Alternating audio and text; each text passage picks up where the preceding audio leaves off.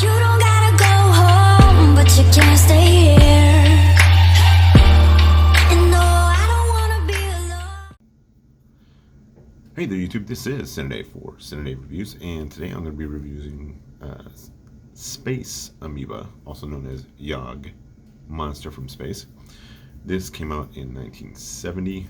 It was directed by Ishiro Honda, and it stars Akira Kubo, Atsuko Takahashi, and Yukiko Kobayashi. Hopefully I didn't butcher their names too badly.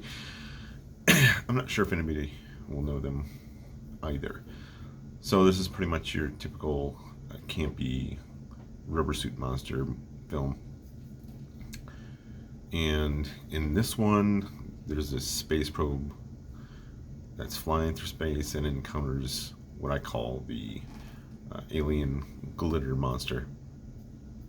The alien glitter monster makes its way on board the probe, takes over the controls, and heads it back towards Earth.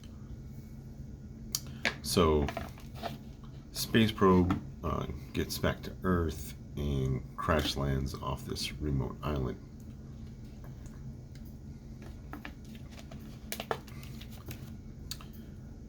When the space probe enters the atmosphere, we get our lead actor. He's a freelance photographer, and remarkably, he just happened to be reading an article in a magazine about how the space probe had been lost. And then he sees the falling capsule, and he's like, oh, that must be the one that they said was lost, but there it is right there. I'm assuming he's going to land in Tokyo or somewhere in Japan.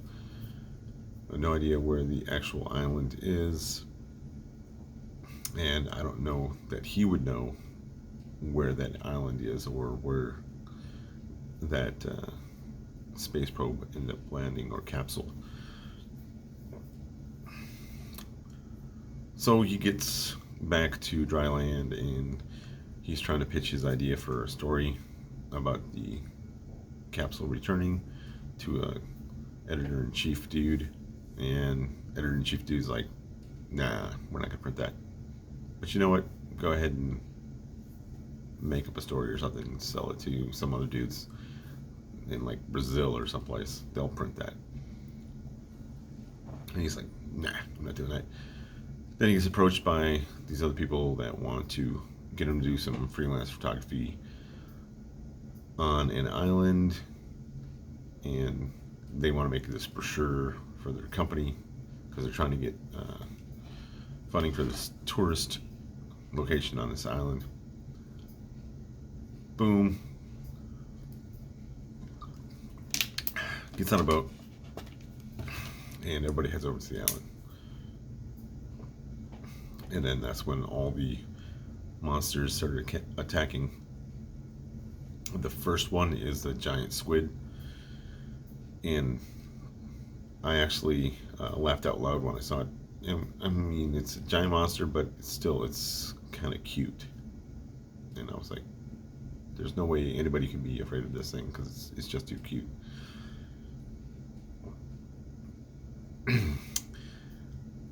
They figure out, oh, we can burn it and blow it up.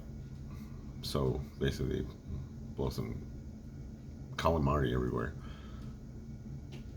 And the glitter monster creature, aliens, whatever they are, they basically migrate to another life form. They find a crustacean, so now you got a big old crawfish, lobster creature coming at you next, and it's the same thing. And they go, oh, we gotta kill it and figure out what to do. And then for some reason it's able to like glitter divide itself, so it takes over one of the dudes that's on the island, and apparently he has really increased strength when he's got the alien glitter inside of him. And then you see a repeat of the previous where you had the crustacean guy, and then now we've got a big turtle. Not Gamera. Gamera would be actually kind of cool. So they ended up fighting them, and